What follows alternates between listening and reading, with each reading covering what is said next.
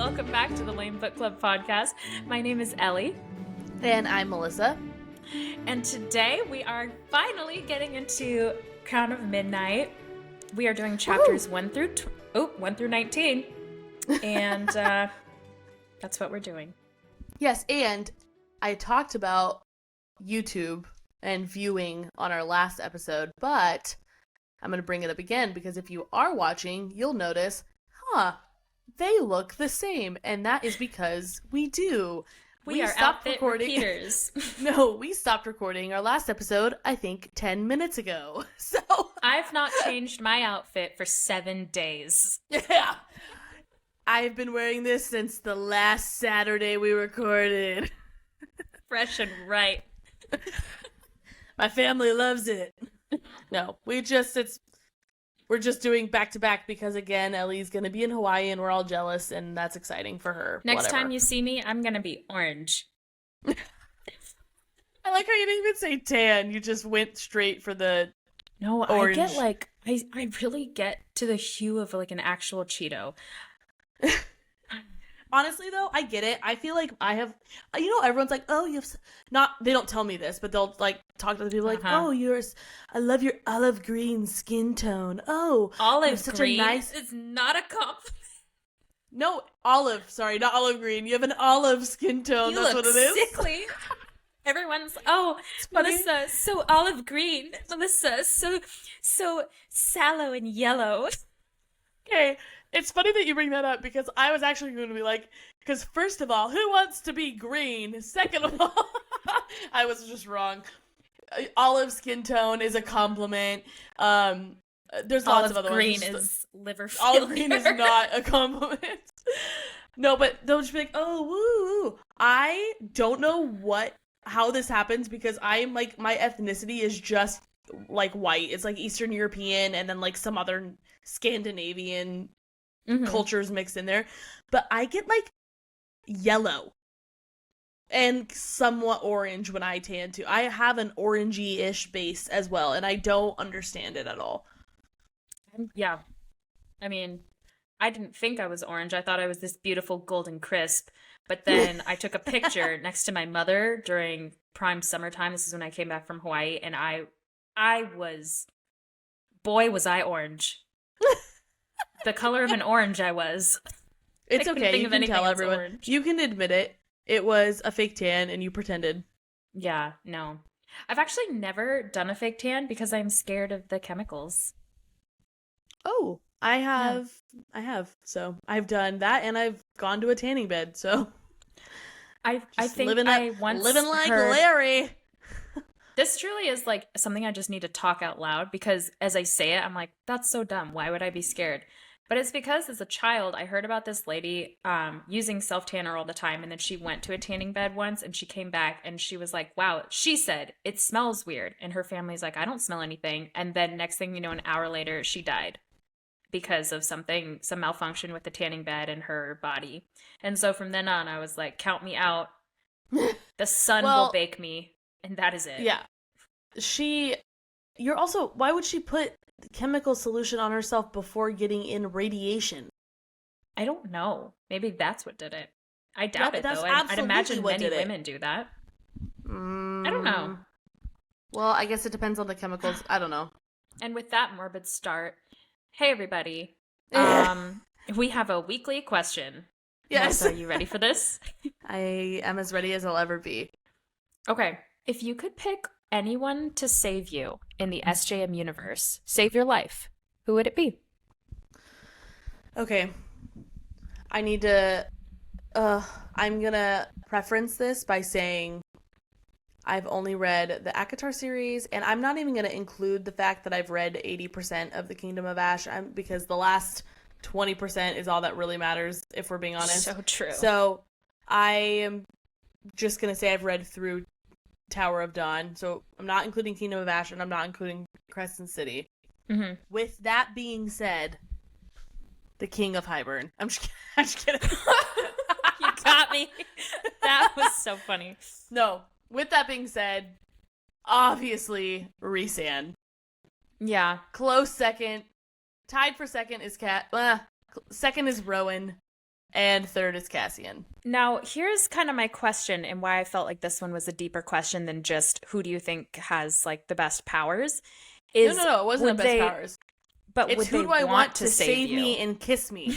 That's so fair. Who do I want? I'm Lois Lane. Who is my Superman? The underlying question is who wants to plant their lips on mine? On these bad boys. No, but specifically, and I don't think this will ruin anything, but the main protagonist of Crescent City is very fights for those who can't fight for themselves, and it made me think about all the other characters in SJM's world, and would they save you? If you were just a human, I'm just an Ellie, would that Faye come to save you? Yeah. Do you think? Yes, I feel like that's the theme of all the books. Mm-hmm. That's kind of what sets everyone in the Night Court apart. That's what sets Celaena and her better world. That's like the backbone of it. And I haven't read Crescent City, but it sounds like that's like I just feel like that is Sarah J. Maas's like universal theme that she includes in anything she writes. Yeah, that everybody's worth something. And with that being said, Rhysand, because I want him to kiss me. Exactly. That's the only criteria I was going off of when But the nice thing is, I want him to kiss me, but I also think if we're gonna go like the deeper route of like, do I think he would save me? I think the answer is also still yes. So it's a win-win, as one calls it. A win-win-win. A win-win-win-win-win-win-win. Yes, because all the other wins were the smooches.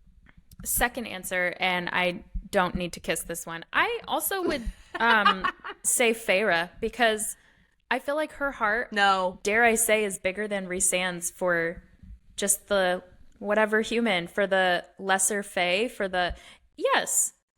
Did you read Throne of Glass? Celaena, if we're going girl route, I pick Celaena. Did you almost ruin the book series just now? No. All right. I picked Celaena. Okay. Do you have any book news this week? I don't have any book news from the last 10 minutes, no, actually. I actually did go on Instagram and try to find something, but it's not my fault that I can't find anything at all. Cool. Well, if you aren't already, please join or think about joining our Discord. It's lots of fun. It's free. We have a forever link in our Instagram stories and our highlights. Also, if you don't already follow us on Instagram, it's at L.A.M.E Book Club Pod. We have a YouTube channel. Subscribe to that. And if you listen on Spotify, awesome. But please go to Apple Podcasts and leave us a review.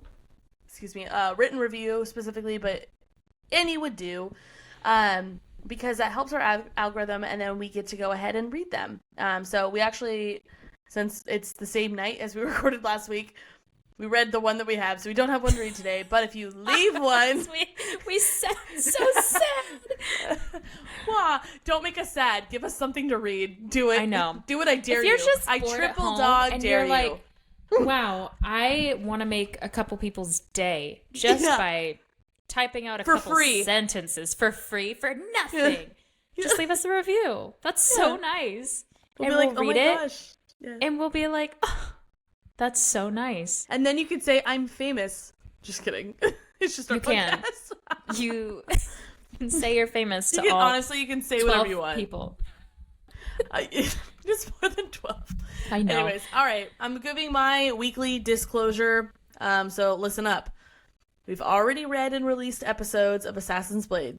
So if you're reading the books in publication order and have not gotten there yet, well, maybe skip this episode. And I wrote this outline, so I'm 1000% positive that there are spoilers. So do with that what you will. And we with cannot that, be Ellie, held legally responsible anymore. Legally, exactly. Before, I'm so ready. 10 seconds ago, we could have, but now, nay. No chance. No jail for me. No jail. All right. Like Ellie said, it's episodes. It's chapters 1 through 19. So let's dive into chapter 1. Are you ready? I'm ready. All right. This book opens with Celaena, now the King of Adolin's champion / assassin, You say Otterlin's so funny because I don't say it that way, but when you say it, I picture little otters. I did for a long time and I don't anymore, but whenever anyone says Adderlin, I feel like I'm in the South. So I feel like they should have hay coming out of their mouth. You know what's hard about reading books, and I think this goes for everyone, you know what's hard about the English language? You don't have to say these names out loud until we're live on the podcast talking about them, and for the internet to judge. So, in my mind, I'm saying everything correctly, and then we come on here and someone's like, "You're so stupid, can you read?" I'm like, well, these letters don't go together normally, so I did my best. These letters shouldn't be. Just to disclaim, I'm scared to say this, we've never gotten a hate comment because you guys are all just so nice. So keep it that way, please, for the love of God. I can't handle it. I will cry myself to sleep. All right, chapter 1, keep going. Yes, all right. So Otterlin's assassin, and she's breaking into someone's house to do the dirty work. Immediately, I'm like, whoa, whoa, whoa, whoa. What's happening? Like, don't get me wrong, I understand she won the contest. What's happening? She's an assassin. Well, stop. I was like, I understand the job description, but that is so out of character for our good little Celaena Sardathian. I'm gonna argue that you didn't understand the job description. I just thought that she'd find a loophole or something, and clearly she's breaking into the house. It says, to be so fair, I was surprised too, and then had to check myself in the same way I'm checking you. Exactly. She's an assassin, but I also was like, but she's our assassin. Our assassin doesn't kill anyone. Yeah, our assassin's just an assassin. Our assassin only kills people who deserve it. It's different. It's different. Murder! What murder? What murder? All right. It says that she slipped into Lord Neril, whatever, doesn't matter, someone's bedroom where he is sleeping next to his wife. Then he opens his eyes just as Celaena raises her sword. Okay, I know we literally just talked about this, but were you as shocked as I was reading this? I was like, I was shocked. All right, Heartless. I guess she's taking this new role very seriously. She won, and she sure is going to do the work. Yeah. And that's how that chapter ends. So I was like, oh, even though I could just immediately jump into chapter 2, I felt like there was a cliffhanger. So then Celaena goes back to the glass castle and shows the king of Otterlin the Lord's severed head, along with his hand and his seal ring. She also hands him a woman's hand with a gold ring and says that his wife is chained to the rest of the Lord's body at the bottom of the ocean. What? My tummy. Despite not recognizing his face, the king is satisfied after seeing the ring on the severed hand. The king tells Celaena that her next mission is to find and take out the rebels in Rifthold before they become a real threat, and she is to hunt them down one at a time. Oh, I'm so sorry if you heard that. That was a really icky noise, and it was equivalent to Ellie's food in the last episode. Oh, which, my bad.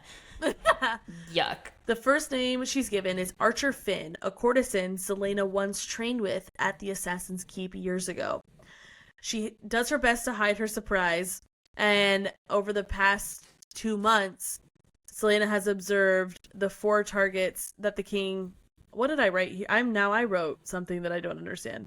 Over the past 2 months, Celaena has observed the 4 targets the king assigned her, including Lord Neril. Thanks. She'd eventually decided they were good men, and she could not kill them. So instead, she offered each a choice: die or fake their death and run. And that's when I was like, yeah, that's my girl. We're back. That's the Celaena we know. Yeah.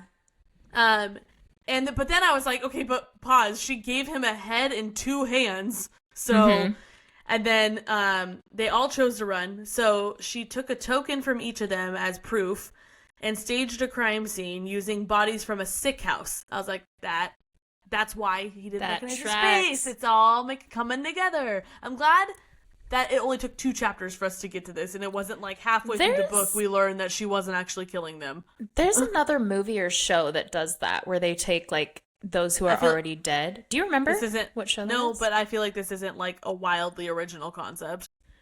Well, truly, I think I've only ever heard of it in that one other thing. So it came as such a shock that this was what Celaena was doing too, because I had forgotten about that since I ever watched that. But I was grossed out, to be honest. Yeah, I mean, thinking about dead people at a sick house was probably the grossest part of all of this for me. Yeah. She wonders how she'll stage Archer's death because Archer is popular and easily recognizable. She also knows that the king will destroy her if he discovers her deception. Kale and Celaena go running together through the game park outside the castle. They talk about Cain, and Kale asks her how often she thinks about the people she has killed. She tells him that she never forgets them and often sees their faces. And I'm just gonna put a pin in this because I have a bone to pick with this statement. Okay, sorry. Tell me why I have a hard time believing this. Between Assassin's Blade, Throne of Glass, and the first 2 chapters of this book, I can't even keep track of everyone she's killed. And you're telling me that the professional assassin who's been assassinating for years can remember all of them? Bet. I don't believe that. I understand where she's coming from, but I don't believe that that's true for 1 second. And that's all I have to say about that statement. I don't know, because bold statement. Here's why. This is such a bad example, but it's true. I ate for lunch yesterday. And you're telling me she remembers these faces over the last 8 years? I had shepherd's pie.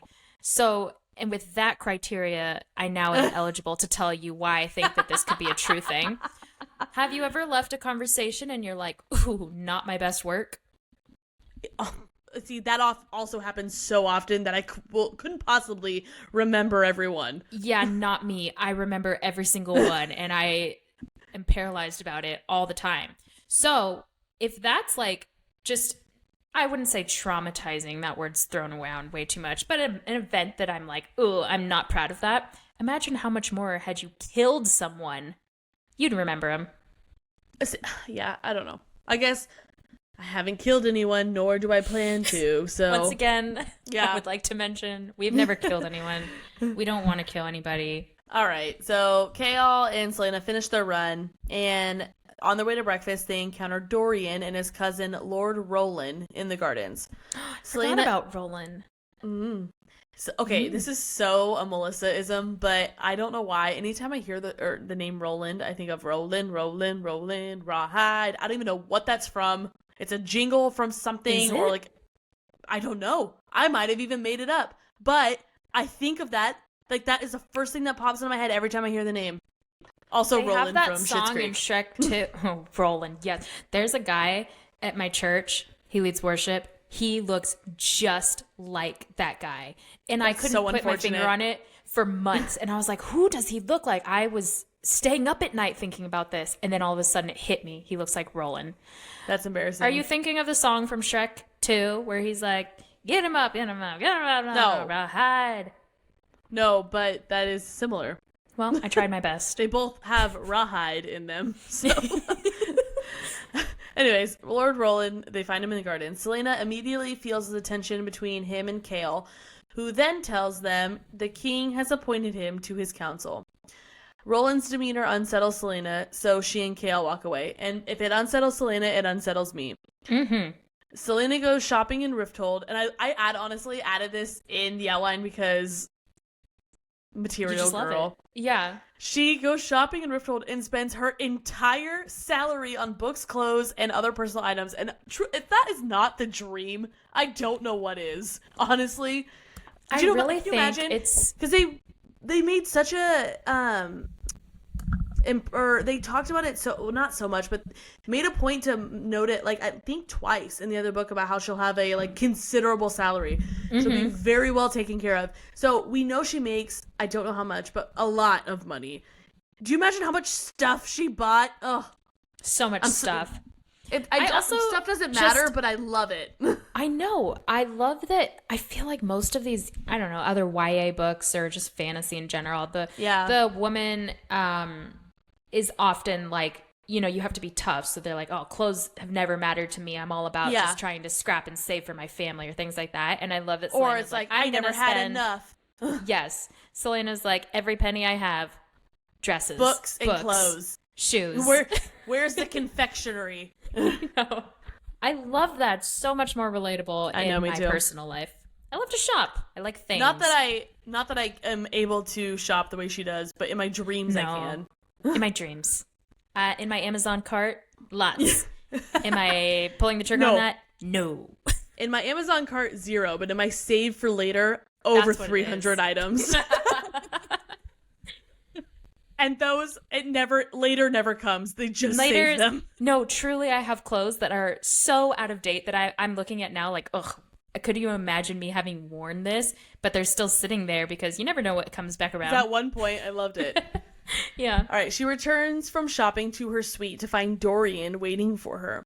When Celaena asks him what he wants, he tells her he wants to be friends and spend time together the way they used to. I felt a little simpy, but I was like, all right, Dorian. She replies that she must return to... I just like this, though. He's like, I want to be friends. And she's like, hey, I have to go back to Rifthold. I need you to leave me alone. Like, oh, okay. Good friends. Good friends.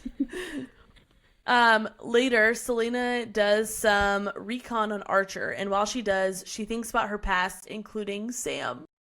Oh, I didn't realize. I know.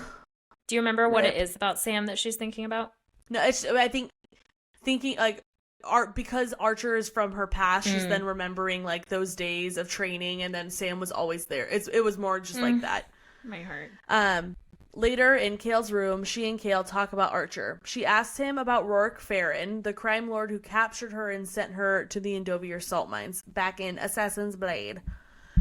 He tells her that a man named Wesley killed him 9 months ago, and that someone then killed Wesley the next day to avoid a feud between families. And when he said Wesley, I was like, Wesley? You mean the Wesley that the only time ever said anything kind to Celaena was when he tried to warn her not to go get revenge on Rourke? That's the Wesley, one. The one she thought hated her and was just so loyal to Arabin. And we know he likes Sam. So then it also could have been like, okay, well, maybe he just did it from that angle. But it felt still like he did it for her, even though that was just me projecting. Yeah. And knife in the heart. You know, I think I just didn't care about Wesley, and then didn't remember who he was, and then didn't care to remember. So this all is a first for me, you guys. That's shocked. Unfortunate. That's really unfortunate that you missed this part of the book, because I know Wesley's connection later on, but this part I think I just was if you hadn't read Assassin's Blade, then it's gonna be like, oh, Wesley. Okay. That's probably what it was. Exactly. Yeah. I was like, okay, whatever, bye. And then... Okay, someone named Wesley. But then when you read Assassin's Blade and learn that Wesley was Arabin's bodyguard, like, Celaena thought he hated her the whole time. Makes all the difference. Also, so much. But at midnight, she heads to the library to escape the memories roused by her conversation with Kale. She approaches the library doors and sees a black-clad figure standing in the doorway. It turns his head and begins sniffing her. It moves towards her, but the tiny blue gem in the eye of Elena starts to glow brightly so that she closes her eyes. And when she opens them, he's gone, and the amulet is then normal and dark. She returns to her room, thinking again about the king's plans. I'm sorry. What? Celaena was much more chill about everything that just happened than I would have been in her situation. So true. Wow, that was weird. I must have just imagined it. Anyways, I'm going to go back to my room and think about all the ways the King of Otterlin is a bad guy. Nope. What? I would have peed myself and probably crumpled into a ball and not moved until I was certain that someone could walk me back to my room and then spend the rest of their life in that room with me with the lights on. Exactly. Not just that night. It would have been I would needed a roommate after that. I'd need Nehemia to do the word marks again under my bed, and I would need a roommate. Yeah. Once back in her suite, she moves the chest of drawers and reveals the wooded secret door behind the tapestry. As she descends the stairs and heads for Queen Elena's tomb, she walks by debris left from when Cain had summoned the Ritterak to kill her during the tournament. She hesitates at the door of the tomb, and the skull-shaped bronze knocker speaks to her and startles her. Honestly, the little bit of humor that Mort adds to the story was 10 out of 10 for me. Mort was so random. I loved it. He was I also loved... Here's the thing. He was so random. His name is Mort, and it rhymes with wart, and warts are random. That's how my mind works. Fair enough. He's basically the doorknob from Alice in Wonderland. That's exactly how I pictured him. That's probably where she got her inspiration. Probably, but what's so odd is that's this story is so serious. Like the whole series. I mean, seriously, picture where you're at in Kingdom of Ash and then remember Mort. No, I know. This is two different genres. That's it's why so I loved wild. it. Yeah. The story is so thick and heavy all of the time. So anytime there's like a little, well, there's, I don't want to say it now because I don't want to ruin anything, but there is one character later on that he's not funny, but he adds like a lightning and like a humor element often. Who? But wait, say the first letter of his name. F. Say the second letter. No. Spell it. E. No, that's what I thought you were saying. No way. Yeah. Are you kidding me? He all his little quippy remarks, and regardless, it doesn't matter. He's not nearly as funny or random as Mort, but I just loved it. I loved how it just lightened the mood a little bit because he was so sarcastic and so cranky, and it was hilarious. He was something. She questions the knocker about Mort. About the fact that you have to say that sentence. She questions the knocker. It shouldn't exist in this storyline. That's so funny. You're so right. About how he can speak when magic vanished 10 years ago. Mort says that ancient magic and spells still work and that he has been aware of her since she first came to the castle. She enters the tomb, but Elena is not there. Mort explains that Elena left to regain her strength after helping Celaena during the tournament. However, she left her a message, and he tells Celaena that she is bound to the world's fate. She being Celaena. Mm-hmm. And as the king's champion, she has the power to help many people.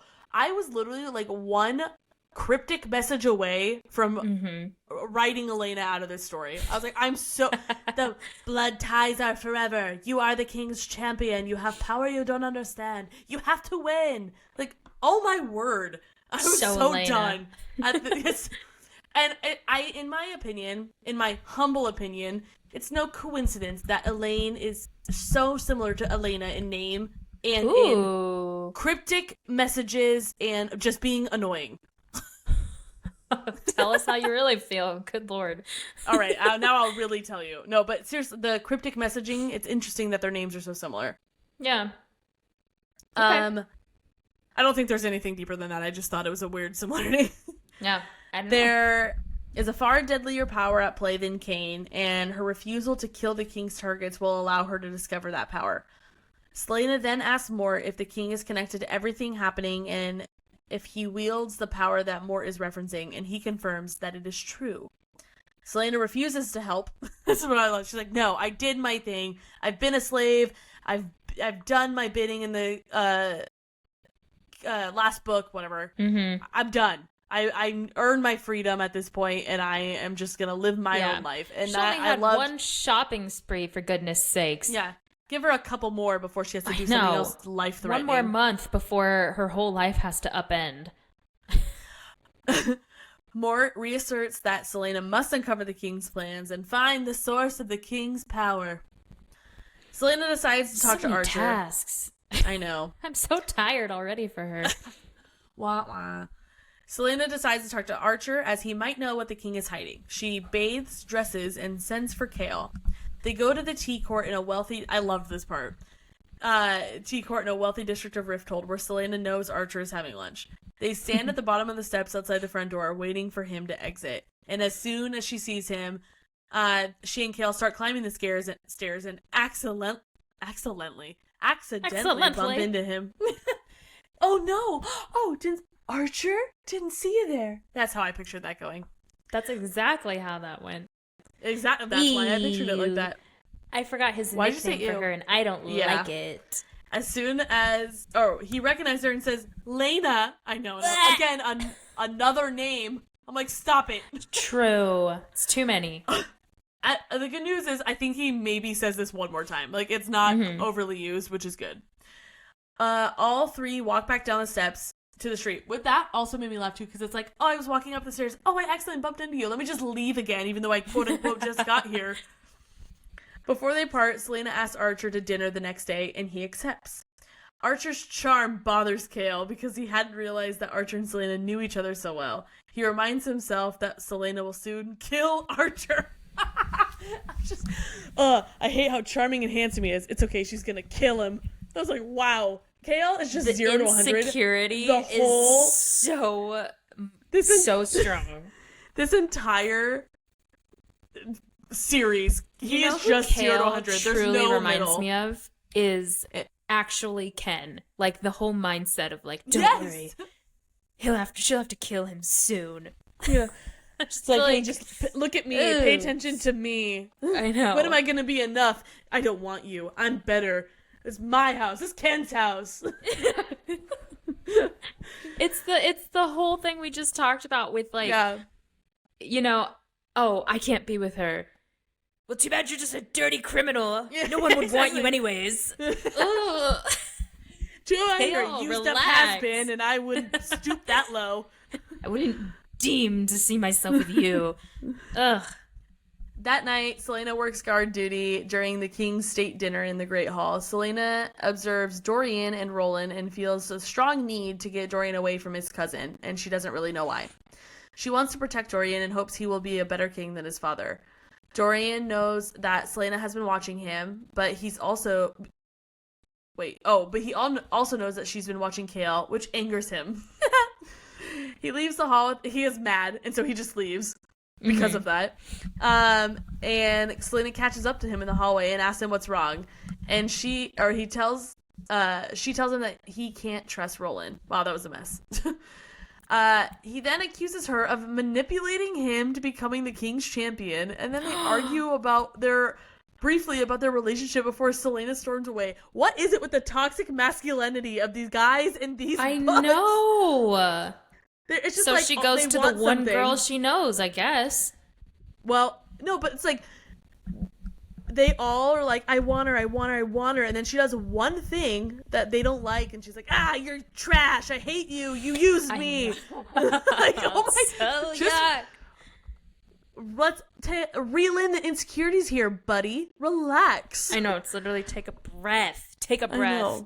Think about it for a second. But you're right. Then she goes to the castle dungeon, naturally, and visits Kaltain Rampier, the girl who tried to kill her. I'm personally so happy Kaltain was still in the story. She was such a juicy, jealous character. I needed more of her, and I'm happy she stuck around. I agree. As Celaena talks to her, she can see that Kaltain is already retreating into her mind. Hers being herself. Mm-hmm. I just wanted to clarify, she's not trying to get into Celaena's mind. Mm-hmm. Kaltain says, they encourage the crows to fly past here. Which makes no sense. Again, Elaine. Doesn't Elaine talk about something about with crows too? Mm-hmm. But she was prophesying those two. I know. Yeah. I'm just saying, again, noticing the similarities. Yeah, crows.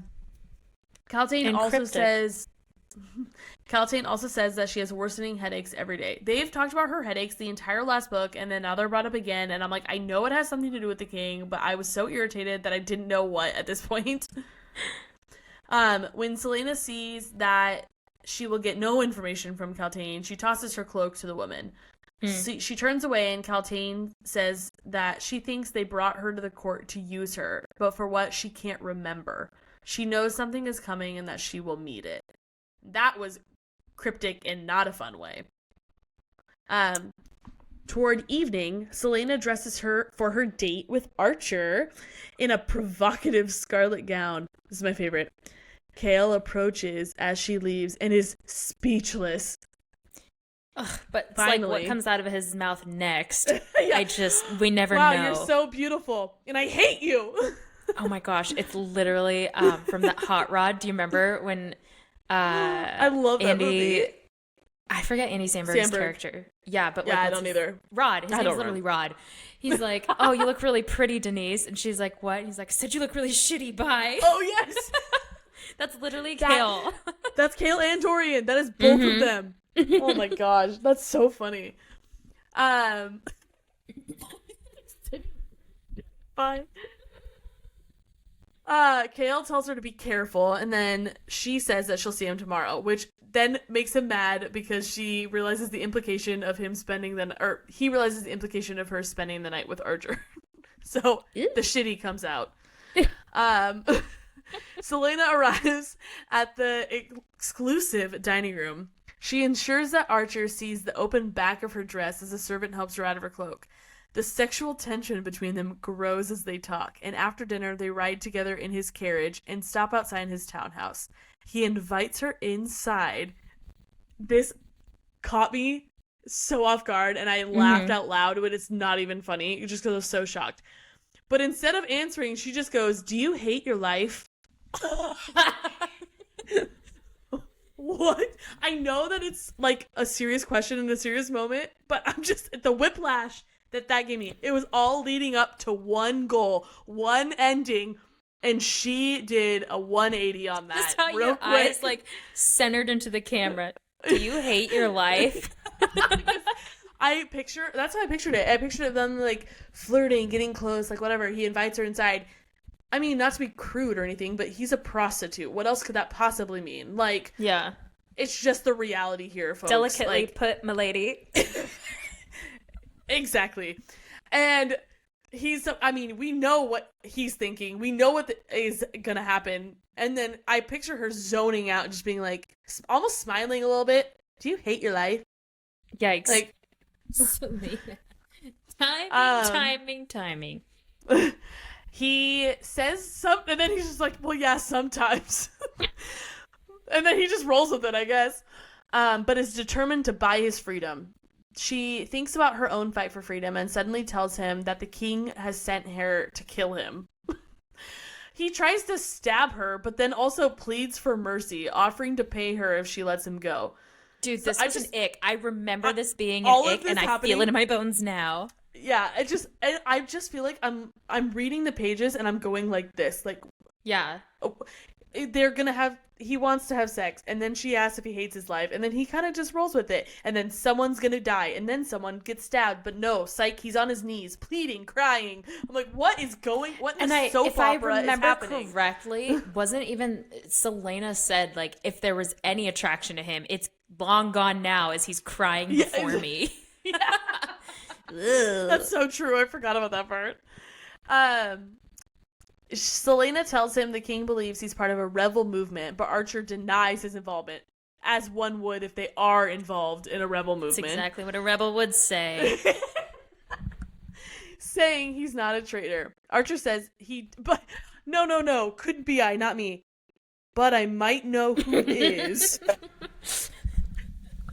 Archer says that he does, however, know about a group gaining power that wants to restore Aelin Galathynius, the lost heir to the Terrasen throne. Celaena the first we hear this name. I said alien the first couple times I saw it, and took me a while to realize my own mistake. Look at the name and tell me it doesn't look like Alien Galathynius. Personally, no, but I love that was your journey. Celaena. Okay. Celaena offers Archer. You thought that the long-lost heir to the Terrasen throne, who you know the book is eventually going to surround, was named Alien? I'm sorry. You literally cannot come at me when she named another character Kale. That's so true. Alien, but I think there's a line in the sand from Kale to Alien Galathynius. And Alien is just the word alien mixed up. It's the same letters, just in a different order. I'd love for you to spell out alien using only those letters for me right now. Is it not right? Hold on. I'm doing it. Yes. Oh my gosh, it actually works. I'm so sorry. I really was like, wow. Okay. Woo! I started to sweat. I was about to prove that I trickling my upper lip. I was about to implicate myself for reading at a 4th grade reading level on the internet if I was wrong about that. We're good. Not no, 4th guys, grade. It's just me. We're both a mess because my pseudo dyslexia is what made me say alien in the first place, and you don't know how to spell alien apparently. So we're both losers. High five. All right. Okay. Celaena offers Archer a deal. He can fake his death now or in 1 month after his affairs are in order. For me, that's like a no-brainer. Why would I wait? Why would I do it now when I could wait and get my stuff organized? Personally, I would do it now. I'm one of those people, it's like, get it over with. Let's just do it. I don't want to take my stuff. It would take me one day to pack. Either way, he must leave Rifthold and never use his name again. He chooses to go in a month. Are we surprised? Seeing this as a chance to be free of Madame Clarice. Archer also informs Celaena that there is a ball at his client's house tomorrow night that could potentially provide her with answers to her questions and access to the rebels. He tells her that he can sneak her in, so she asks him to send the details to the castle the next morning. It's like, yeah. Send me the details. Upon returning to the castle, Celaena goes right for Kale's room and tells him about the ball, confirming that there is indeed a movement against the king. Ooh, trust. The following night, Archer... Well, I feel like that's something that, as the captain of the guard, he'd probably want to know anyways. The following night, Archer sneaks Celaena into the ball, and he points out the ball's host, Davis, whom he suspects is a key leader in the rebel group. Celaena begins her search of his office and finds a book with the blood red word mark on the spine. She opens the book and sees many more word marks along with a riddle, which she commits to memory. She suddenly hears footsteps in the hall and pretends to cry when Davis enters his office. Okay, would you be that good of an actress or that swift on your feet to act like that if you got caught being nosy in someone's personal artifacts? No, I would make exactly this face, and I'm sorry for those of you just listening, but you can see me. I'd be like this. Yeah, exactly. I would be like, clearly looking at stuff, and then I'd be like, oh my gosh, I don't know how I got in here. Oh, this isn't the bathroom, as I'm like, touching everything. If I got I'm caught... not cool as a cucumber. I would be immediately like, truly, I'm so sorry. Okay. Melissa and I used to go to a camp together every summer, and we would sneak out every summer. And just like, they have like these, like, I don't know, depending on the location, they would always have this giant field. And so we would like it was either like just us or us and a couple friends or boys. And we would go and it was like, always to like, the top of that field or like the middle of it and like stargaze or something like that. Yeah, well, and it was, the elevation was a lot higher. The camp that Ellie is the specific situation she's referring to in this case, in that camp, was like not mountainy, but it was elevated. So it was, and it was super like out in the middle of the nowhere. So there's no light pollution, like unobstructed. It was the coolest. Still to this day, coolest like starscape I've ever seen. Yeah. Yes. But I bring this up because one time security comes around with their flashlights and everybody was like, here's what we're going to do. Here's how we're going to play it off. Not me. I was ready to be like, I'm so sorry. I'm so sorry. I'm sorry this happened. I lied. I snuck out. I cheated. I'm bad. And everyone's like, oh, pretend like we were supposed to be doing something. I didn't do what Ellie did, but I also didn't lie as well as some others. They genuinely were just like, just pretend that we didn't know what time it was. Foolproof. Yeah. And then they immediately couldn't possibly know. We see flashlights, and Ellie, before they even realize we're there, Ellie's like, we snuck out! I lied! I'm so we're over here! Security! It's me, Ellison Yang. I am the perp! So that's how I would handle this situation as well. I'd be like, I'm the king of King of Otterland's assassin. I'm sent here to kill you. Are you in fact a part of the rebel movement? You got me pegged. Yep. He doesn't buy it for 1 second, and she pins him to the floor just before he can just slices her forearm. He demands to know what she's looking for, and as she begins to feel strange, she realizes that he poisoned the blade. Seeing her weakness, he overtakes her and pins her to the ground. She manages to grab his dagger and slices his throat, and he bleeds all over her. She then crawls out the window and sprints for the front gate, leaving Davis to die. She manages to run back to the castle and stumbles into a side entrance. She staggers all the way to Kale's room, and once she gets there, then collapses. Could you imagine? You see Celaena, I'm Kale. She leaves she's on a pretend ball date with the guy that I'm jealous of. She looks stunning. I haven't seen her in a while, and then all of a sudden, hours go by. I'm in my room, and she stumbles in, messy, bloodied, blood all over her dress, and just falls on the floor. It wasn't funny until you laughed in the end, and then it was hilarious to me. Because it's so shocking that if you don't laugh, you cry. So obviously, I'm gonna pick the first. The mantra for my life. Everything's so shocking that if I don't laugh, I'll cry. That is quite literally my life motto. Uh-huh. Celaena recovers from the poison and walks to the castle library, looking for clues that might help her piece together what she saw in his office with the king's plan and the creature she previously saw. At the same time, Dorian wakes up from a nap, and his room is cold despite the windows being closed. Weird.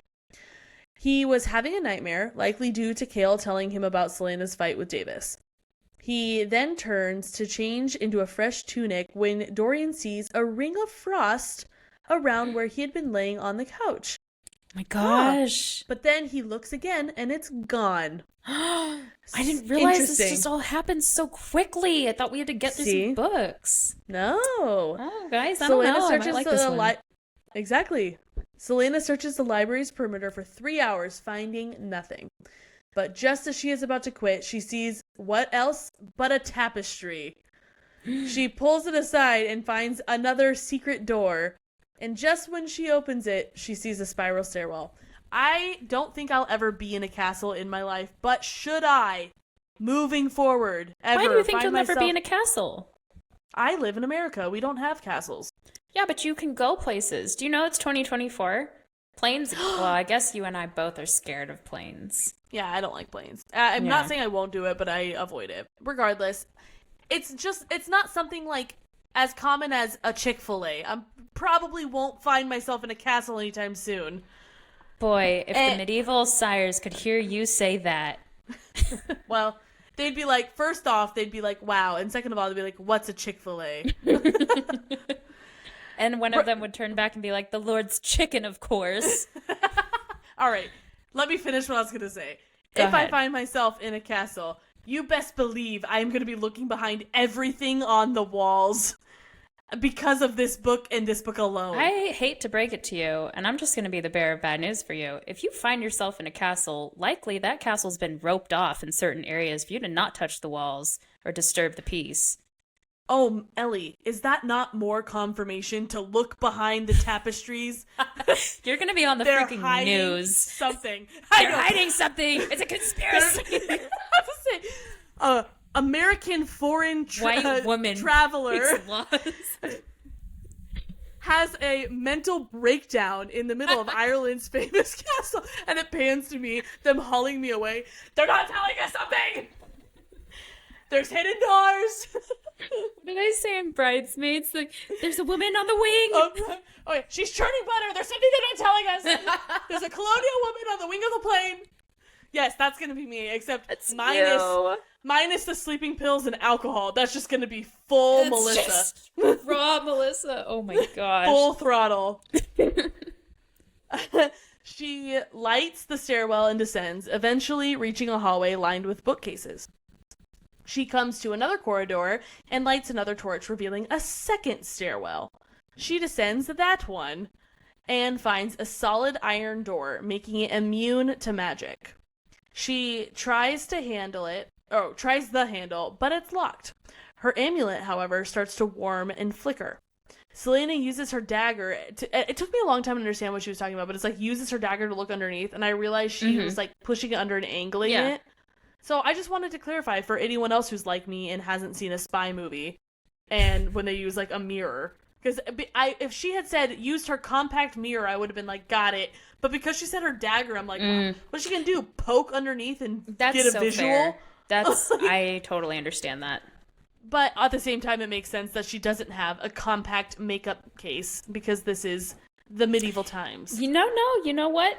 I actually wouldn't be surprised if she did. She does talk about cosmetics, so maybe, actually. Yeah. Never mind.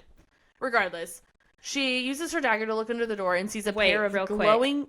in the times of Sherlock, surely they would have compact mirrors. I'm glad you brought that up because I was trying to remember how we went down that rabbit hole a couple episodes ago and I couldn't. So I was like, I'm just gonna let this one go. That conversation baffled me so much that in the middle of my run, I've thought decided about it every day I have to talk to Grant about this. I am going to sacrifice my steady breathing to bring up the fact that Melissa thinks Sherlock was around in the medieval times. Okay, keep going.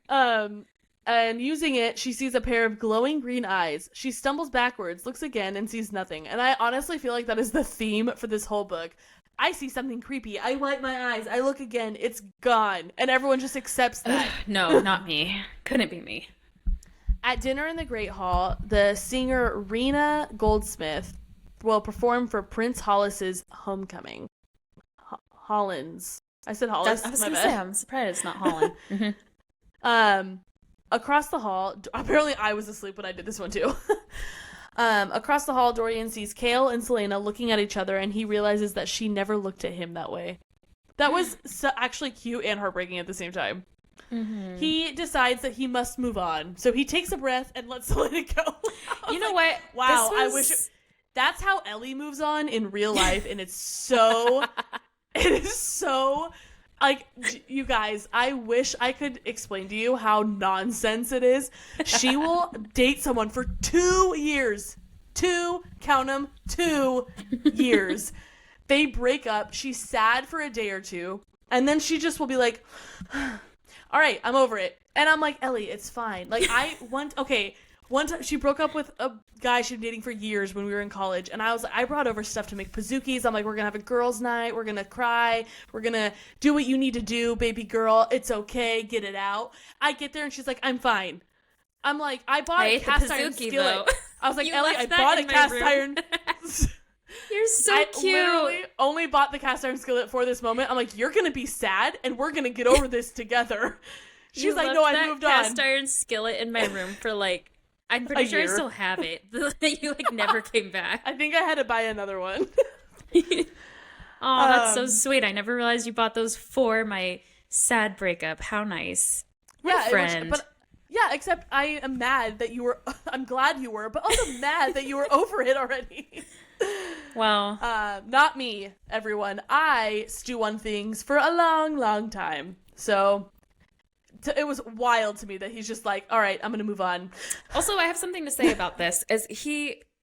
Again, I'm kind of with you on this one. Like, he so quickly was like, I'm going to take a breath and let her go. The end of the last book, he literally was like, I swear to all the gods and all the stars in the sky, I will never get over Celaena. She's the one I am meant to be with. And then chapter freaking 15, took a breath and let her go. I was like, I mean, to be fair, it's not like he just like he didn't really have a chance anymore, so he had nothing left to do other than move on, but I agree. And also spoiler, not really, because we're about to get into it anyways, he doesn't really just let her go. Like, he says that, but like he struggles, so he's normal. He's not Ellie.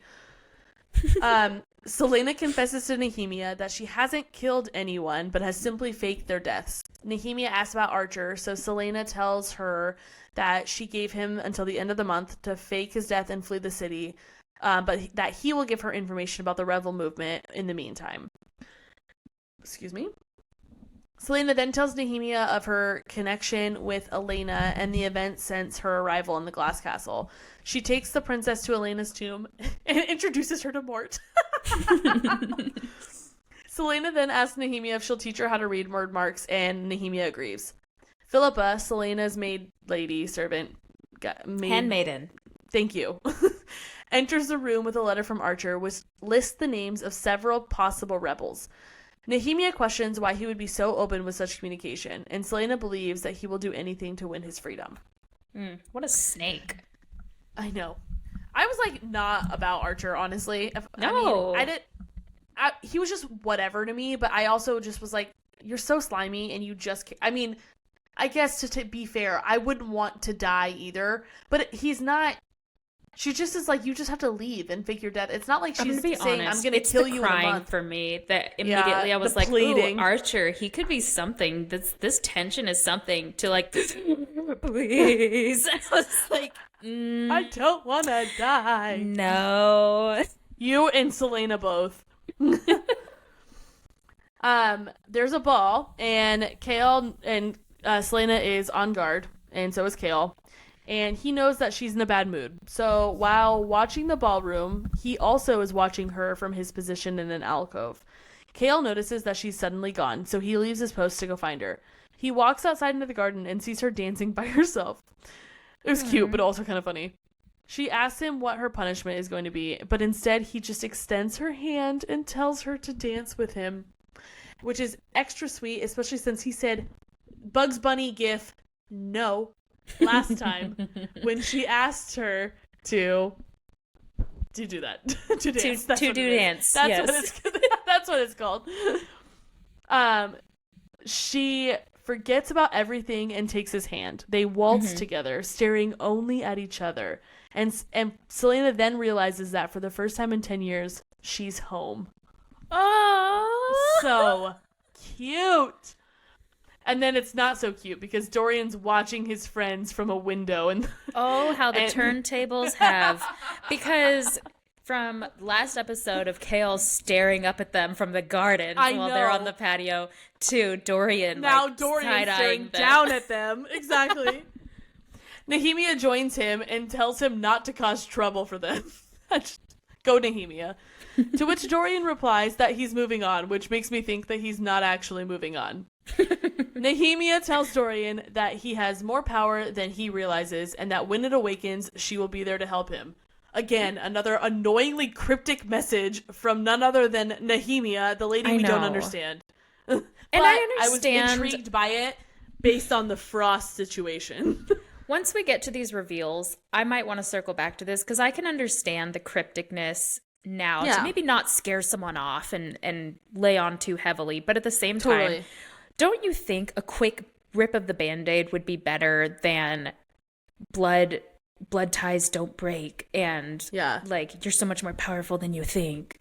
Can we just not just tell them, you know? Okay. True. She slips back into the crowded ballroom and Dorian watches her, feeling something ancient awaken within him. Wah, wah, wah. That's actually not a wah, wah, wah. It's a dun, dun, dun. That noise always confuses me because I'm like, I know. Are we It's usually like upset a about wah, this? wah. No, and I meant to say dun, dun, dun. That, like, better. That kind of, Suspense. Suspense, that's right. During a council meeting, Dorian notices that the King, Parrington, and Roland are all wearing the same black ring. All I have to say about that is the two eyeballs going like this emoji. So if you're not watching, just know what I'm doing. There. I knew. I didn't have to watch, but I knew. I think I explained it fairly well.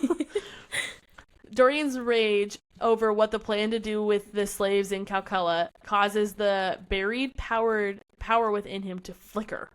He walks to an abandoned hallway and punches the wall. The impact causes a web of cracks that expanded to a nearby window, shattering it. A real Andrew Bernard move. Oh, I was thinking... True, I was also thinking a little bit more Mr. Incredible, but that also... It's not a lame episode if we do not mention Robert Parr at least once. Honestly. He crouches to the ground to avoid falling debris, but then looks at his hand, which has no injury. He stands and notices that the area where he was crouching is entirely free of debris.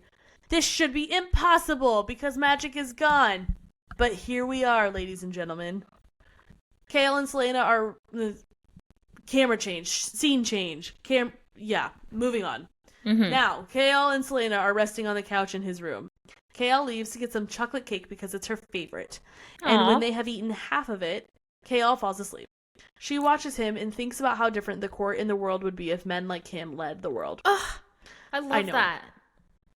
She also realizes that the life she dreams of for herself includes him. Oh, I love that more. She leaves Kale to rest, taking the cake with her because priorities. I love that. When I'm going to be so honest with you because I am not really, but I'm not fat, but like I love food and I just jokingly say like I love it enough.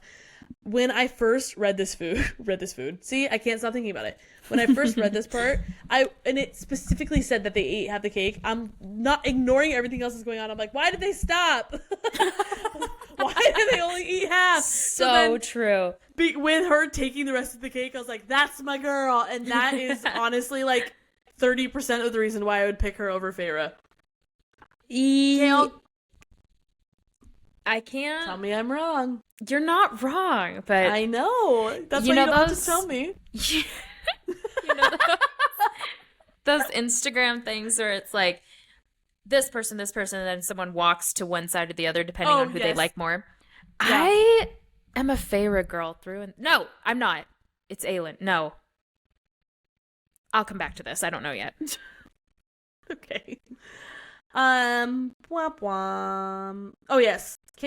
Moving on. Kale gives his daily report to the king. The king tells him to keep watch on the castle grounds during that night's carnival and to watch Nehemia as she's starting to influence the people in the castle. Kale sees him, whatever. Kale, Dorian, and Celaena all walk together through the celebration. They eventually come to a wagon with an old woman out front, and she asks if they would like her to read their palms and tell them their fortunes. Celaena immediately has the ick and is accusing her of being a witch, and the woman cackles. Baba is already here? Baba is here! Oh, yes. And the woman cackles that she is the last born of the witch kingdom. I love how Celaena's like, you're a witch, and she's like, yeah, the last one. Like, it's not even like, no, I'm not. The encounter with the witch disturbs Celaena as she has heard terrible myths surrounding the witch and her people. So they leave. They arrive at the castle stables where Dorian gives Kale his birthday present. An Asterian stallion. Oof. Oh my word. I was like, good lord. Really pulling out all the stops for his BFF. And I love that also too at this point, she's like, and he's like, wow, I've never seen one. And she's just like, I've stolen one. Like... And then goes in and tells them the story about how she was from Assassin's Blade when she was in the desert. Mm-hmm. Yep. Is it Casita? I thought it was a... Oh, no, it's not. It's, not. I can't remember. It's not. Hold on. Kelpie. Nope. No. Khaleesi. No. Whatever. It's really not that important. It's her horse. And you're Googling it, I can tell. Kale says he cannot accept such a gift, but Dorian insists. When Dorian asks Kale what he's doing for his birthday, Celaena sharply says that she just goes, we have plans. And it is Casita. Oh, you're right. Are we sure? Because Casita is also the name for like an attachment on a house. Or like it's spelled with a K, guest house. No, casita, you're thinking is the Hispanic word for, or the Spanish word for house. No. Casita. Is that just house? Mirabelle. I took French. Like, I know, me too. Oh, you're so right. Welcome to the family Madrigal. That's the one. The home of the family Madrigal. You know my way. Okay. I love that movie so much. I need to watch it now. It's a good one. Hey, Holland, do you want to watch Encanto? No. Like, well, we're gonna do it anyways. All right. Well, welcome to the family. Family Magic. All right. So Dorian asks, I'm repeating myself a little bit. He asks Kale what he's doing for his birthday, and Celaena just interrupts and goes, we have plans that Kale doesn't even know about, and I loved it. Celaena leaves the stables after an uncomfortable silence and returns to her rooms. The end. That's the end of chapter 19. I loved that whole super awkward interaction, though, because it's just like, they all know that Kale and Celaena have feelings for one another, and Dorian and Celaena used to have feelings for one another, and Dorian and Kale are really doing their best to stay best friends and not let it bother them and not let it affect their friendship. And they're doing, honestly, a pretty good job, but it's just... Good job, yeah. Still... The tension is thick between the two, and I love it's just like awkward, and she's like, okay, well, bye. Like, I know. It's weird. It is weird. But that's that. All right. Well, part 1 of Crown at Midnight. Have a great week. And we will catch you all next Monday. Next week for part 2. Yeah. And I'll Bye. be orange by then. Okay, bye. That's true. Ellie will be orange. Goodbye.